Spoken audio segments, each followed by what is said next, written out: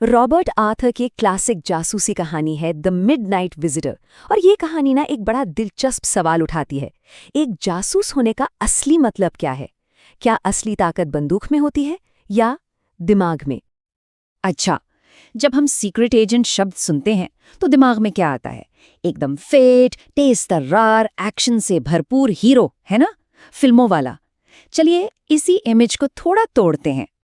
एक तरफ है हमारी उम्मीद, मतलब एक्शन, कूल गैजेट्स, एकदम फिट जासूस, और दूसरी तरफ है इस कहानी की हकीकत, हमारा जासूस ऑसिबल, जो मोटा है, थोड़ा धीमा है और एक बोरिंग से होटल के कमरे में रहता है।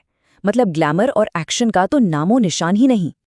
तो चलिए कहानी के पहले हिस्से में चलते हैं और मिलते हैं हमारे इस जरा अलग से जासूस से।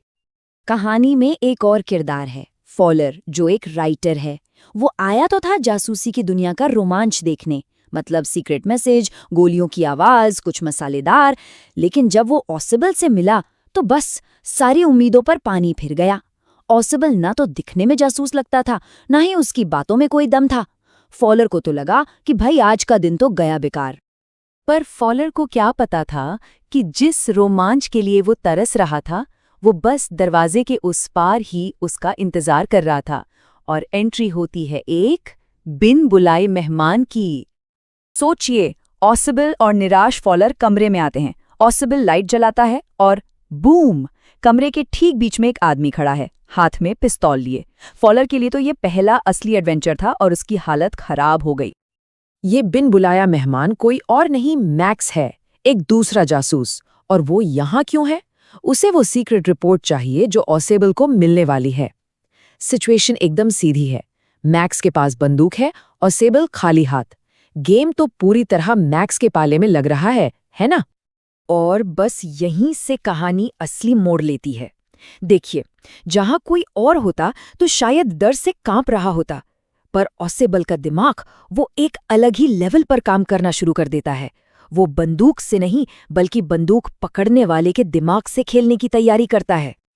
तो क्या है ऑसिबल का मास्टर प्लान? इसके 3 सिंपल स्टेप्स हैं। स्टेप 1, एकदम शांत रहो, ऐसे जैसे कुछ हुआ ही नहीं। स्टेप 2, एक झूठी लेकिन एकदम सच्ची लगने वाली कहानी बनाओ। और स्टेप 3, सामने वाले पर इतना प्रेशर बना दो कि वो सोचने समझने के काबिल ही ना रहे। तो ऑसिबल बड़े आराम से मैक्स से शिकायत करने लगता है। कहता है, अरे यार, होटल मैनेजमेंट से बात करनी पड़ेगी। इस महीने में दूसरी बार को इस बेकार सी बालकनी से मेरे कमरे में घुस आया है। और वो ये बात इतनी नॉर्मली कहता है कि मैक्स को तो छोड़िए, फॉलर को भी यकीन हो जाता है कि खिड़की के बाहर सच में एक बालकनी है। ऑसिबल ने अपने जाल का पहला धागा तो बुन दिया था, अब बारी थी उसे कसने की। कहानी अब अपने सबसे टेंशन वाले मोड पर पहुंच रही है। और ठीक उसी वक्त दरवाजे पर जोर से कोई नॉक करता है। खटखट।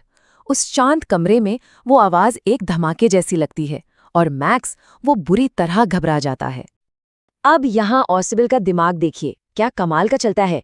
वो घबराए हुए मैक्स को देखकर कहता है, अरे ये तो पुलिस होगी, मैंने ही उन्हें कहा था कि रिपोर्ट बहुत जरूरी है, तो एक बार आकर चेक कर लेना। क्या चाल चली है! ये एक मास्टर स्ट्रोक था। उसने उस दस्तक को ही अपना हथियार बना लिया। अब सोचिए मैक्स क्या करेगा। उसके पास सोचने का टाइम ही नहीं है। बाहर पुलिस है, अगर दरवाजा टूटा तो वो पकड़ा जाएगा। उसके पास बचने का सिर्फ एक ही रास्ता बचता है। और बस घबराहट में मैक्स पुलिस से बचने के लिए सीधा खिड़की से बाहर कूद जाता है।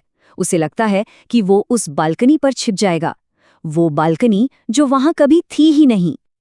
और फिर आता है कहानी का सबसे बड़ा ट्विस्ट। दरवाजा खुलता है और बाहर पुलिस नहीं, बल्कि एक वेटर खड़ा होता है जो ऑसिबल की ड्रिंक्स लेकर आया था। फॉलर तो बस हैरान होकर ऑसिबल को देखता रह जाता है। मतलब ऑसिबल ने बिना हाथ लगाए, सिर्फ अपने दिमाग के जोर पर एक बंदूक वाले दुश्मन को हमेशा के लिए रास्ते से हटा दिया। तो आखिर इस पूरी कहानी से हमें क्या सीखने को मिलता है? यही कि असली पावर, असली ताकत शरीर में नहीं, दिमाग में होती है। ऑसिबल ने जिस चीज का इस्तेमाल किया उसे हम कहते हैं प्रेजेंस ऑफ माइंड, यानी हाजिर जवाबी। इसका मतलब सिर्फ शांत रहना नहीं है, बल्कि मुश्किल से मुश्किल सिचुएशन में भी अपने लिए मौका बनाना है, वहां जहां बाकियों को सिर्फ खतरा नजर आता है। और सबसे मजेदार बात क्या है? ऑसिबल ने कितने हथियार यूज किए? 0, एक भी नहीं। उसने यह साबित कर दिया कि एक जासूस का सबसे बड़ा हथियार कोई बंदूक नहीं, बल्कि उसका तेज दिमाग होता है। तो इस कहानी के 3 बड़े सबक हैं। पहला, हाजिर जवाबी यानी प्रेजेंस ऑफ माइंड किसी भी बंदूक से ज्यादा पावरफुल है। दूसरा, इंटेलिजेंस से आप किसी भी खतरनाक प्रॉब्लम को सॉल्व कर सकते हैं। और तीसरा, जो शायद सबसे जरूरी है, किसी को कभी भी उसके बाहरी रूप से नहीं आंकना चाहिए।